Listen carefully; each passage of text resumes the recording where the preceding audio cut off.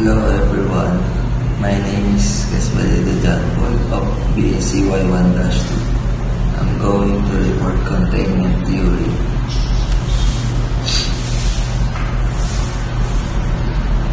We have Walter C. Reckless. Walter Reckless, a professor of sociology at Ohio State, was well known for his containment theory. What is containment theory? The containment theory has been influential in shaping modern criminology and has helped to inform policies and interventions aimed at preventing and reducing criminal behavior by understanding the factors that push individuals towards criminal activity and the factors that pull individuals away from criminal activity. Researchers and practitioners can develop strategies that promote positive and social psychological. Binubuo ang containment theory na ito ng mga panloob na kontrol sa sarili at panlabas ng mga kontrol sa lipunan tulad ng personal na pakiramdam ng tama at mali sa ipanabawang impluensya sa sarili na maaaring makahadlang sa isang individual o paggawa ng krimen. Example of containment theory. We have outer and inner containment. Outer containments, family, society, and friends. What is outer containment? Outer containment refers to the social and environmental factors that prevent individuals from engaging in criminal behavior. These factors include family, school, and community structures that provide positive role model, social support, and opportunities for legitimate activities. Outer containment also includes the criminal justice system, which provides a deterrent to criminal behavior through the threat of punishment.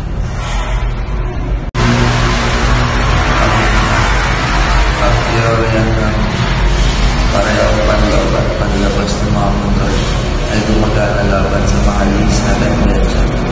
Ang mga tao ay may iba't ibang mga pagpili, mga panloob na kontrol tulad ng buti, mga integridad at moralidad, pagnanais na maging isang mabuting tao, at mga panlabas na kontrol tulad ng pulis, pamilya, mga kaibigan at mga otoridad sa relihiyon.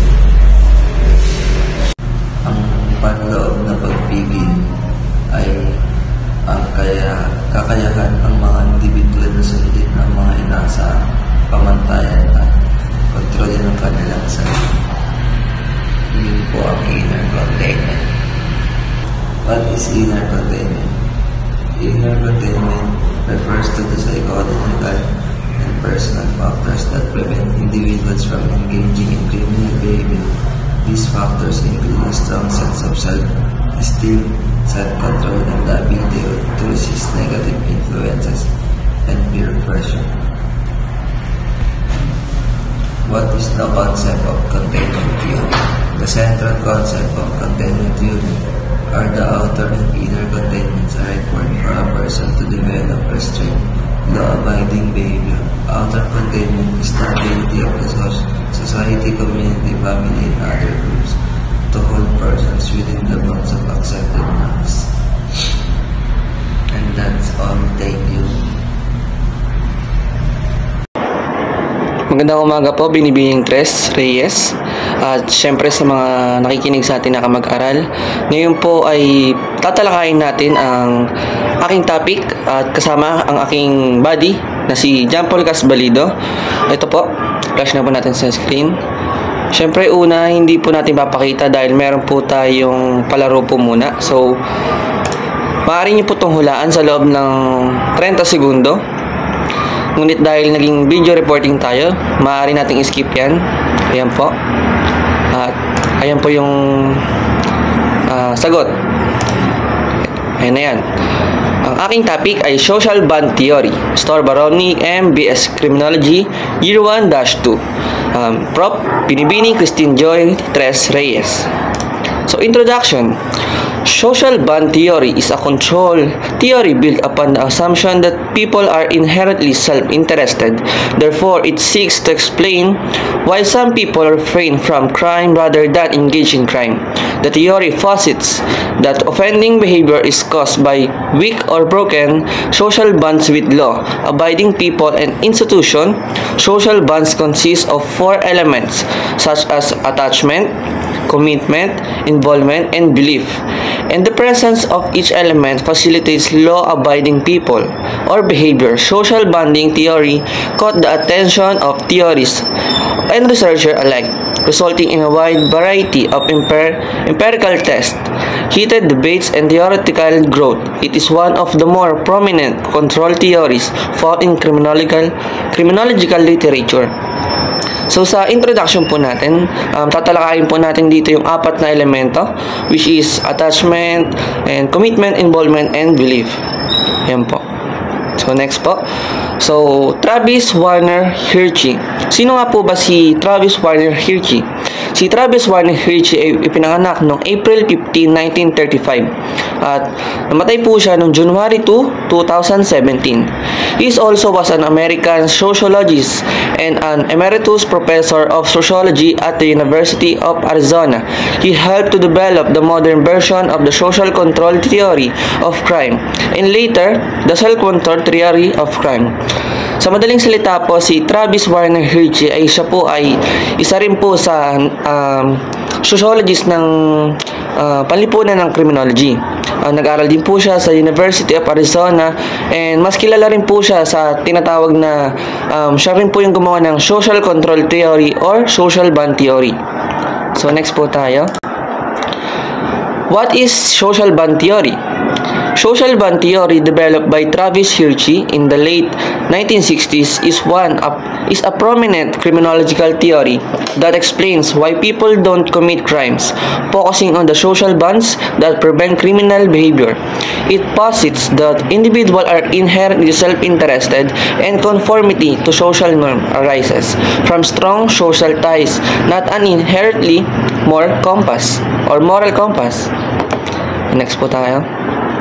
Ayan po, ang social bond theory daw po ay isang nasa behavior po yan ng isang tao, kung sino pa yung nakasalamuha mo, kung sino yung nakasama mo, kung sino yung nagpalaki sa'yo. So, ayun po yung social bond theory. Social bond theory, isa rin po yan sa kung paano mo maiiwasan yung mga criminal behavior and criminal instinct. Mamaya po ay pag-uusapan po natin yan. So, what is an example of social bond? Unang-una, syempre, social bond, family bonds, friendship, neighborhood, peer and co-worker connection, organization or youth, and last, connection with stranger within their community. So, pag-uusapan po natin yan. Ito po yung family. Yan. Sa family po, masasabi po natin na angkop po yan sa example ng social bond dahil sa family po, doon po tayo unang natututo ng tama o mali. At syempre ng mga tamang gawi. Ang pamilya syempre ang nagtuturo kung ano yung nararapat at hindi dapat. Ayan po. And co-workers.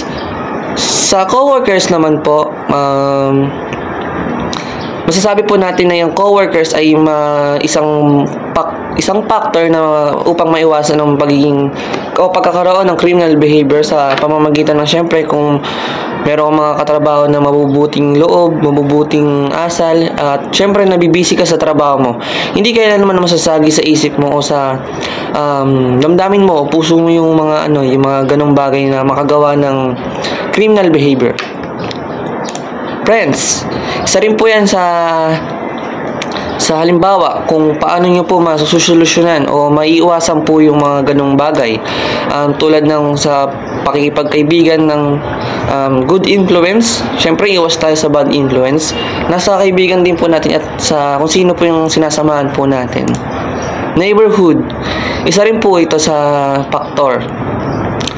Neighborhood, kung ano po yung kinalakayan mong kapitbahay, kung magulo ba, kung squatter ba, kung nasa subdivision nga ba, syempre ma-adapt mo yung yung tamang gawi po ng organization youth. So, organization or youth, masasabi po natin na isa itong halimbawa rin po upang maiwasan po yung pagkakaroon ng criminal behavior. Dahil kung meron kang organisasyon or youth, syempre meron kang youth development, meron kang pagkakaroon ng active citizenship. Masasabi po natin na ang pagkabilang dyan sa dalawang yan, organization and youth, masasabi natin na hindi kailan masasagi sa isip mo na magkaroon ng criminal behavior and criminal instinct. So yan, 4 elements of social bond theory.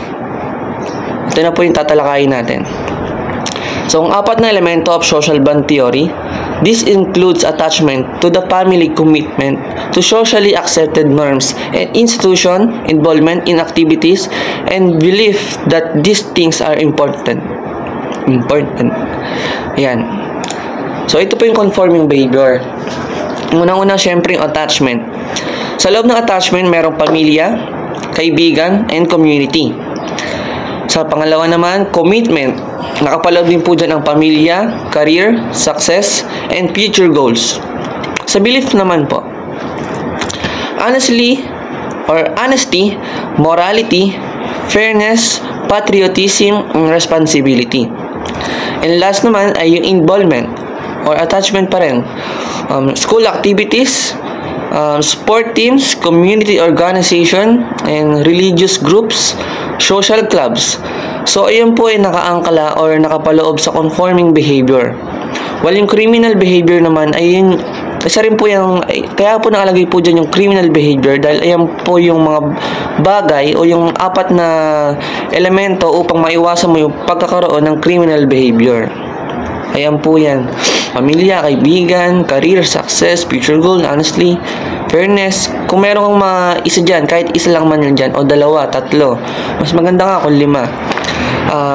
Talaga naman tunay na maiiwasan mo yung magkaroon ng criminal behavior or criminal instinct. So, lipat naman po tayo sa attachment.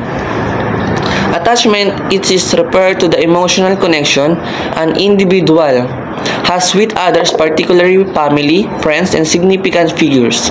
Strong attachment fosters empathy, respect for authority, and internationalization of social norms.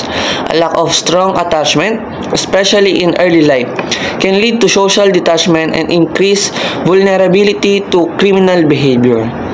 So, ayan po. Ang attachment ay isang elemento nga po upang maiwasan yung pagkakaroon ng criminal behavior. Syempre, pagkakaroon ng matibay na attachment, empathy. Syempre, kung may empathy ka sa sarili mo, hindi in respect, hindi masasagi yung mga ganang bagay sa isip mo. And second, commitment. This element involves an individual investment in conventional activities and institutions such as education, employment, and reputation. A high level of commitment provides strong incentive to conform a criminal behavior would jeopardize this investment. So, commitment. Kung ikaw ay committed na sa isang bagay, tulad ng edukasyon, kung committed ka na sa edukasyon, kung committed ka na sa trabaho, or committed ka na sa, syempre, sa mga reputasyon mo sa buhay, kung committed ka na dyan, masasabi natin na maaari mong maiwasan yung pagkakaroon ng criminal behavior. And pangatlo, involvement. This refers to the amount of time and energy an individual dedicates to conventional activities. High involvement in legitimate pursuits leaves less time and opportunity for criminal behavior. So, involvement.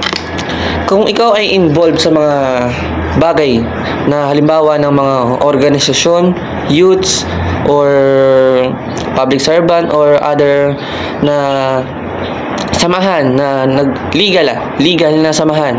Kung ikaw ay involved sa mga yan, hindi kailanman syempre papasok yung sa isip mo yung mga bagay na criminal behavior, criminal instinct. So, isa rin pa yun sa elemento. Then, last, belief. This element encompasses an individual acceptance of and belief in societal norms and values.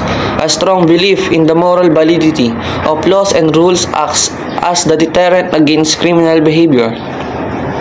So, belief.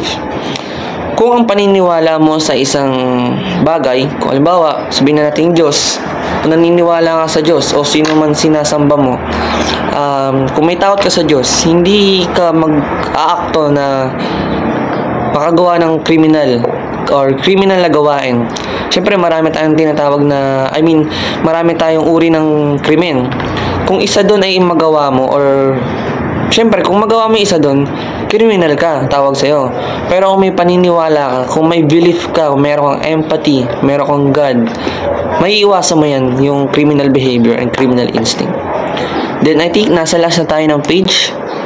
Yan, what is the concept of social bond? Social bond are use of proceeds bonds that raise funds for new and existing projects that address or mitigate a specific social issue and or seek to achieve positive social outcomes. So ang concept nga po ng social bond ay upang maiwasan yung masasamang gawi o pagkakaroon ng masamang pag-ugali ang isang tao. Yung social bond ay may 4 na elemento: attachment, involvement, commitment, and belief. 4. Yung 4 na po yan ay isang nakapaloob po yan sa social bond. So, ang tanging konsepto ng social bond ay upang maiwasan po yung pagkakaroon ng criminal behavior ang isang tao, criminal instinct, at upang matugunan din po yung mga, or isa nga po tong teorya kung paano po may iwasan ng isang tao yung pagkakaroon ng criminal behavior. And yan, last na po tayo, nasa quiz time na po tayo, quiz time. Wait lang po.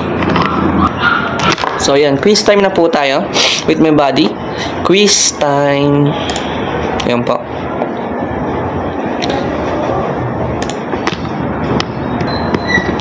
Ayan po, yung quiz po natin ay maaari pong masagutan ng ating mga mag-aral sa loob lamang ng 2 minuto kada numero. Ayan po, malinaw po yan. Maraming salamat po. Muli, ako po si Romnick Marigondon Istorba with my buddy, John Paul Casbalido. Nagre-report po sa inyo ng social bond theory and containment theory. Ayan po, maraming salamat po.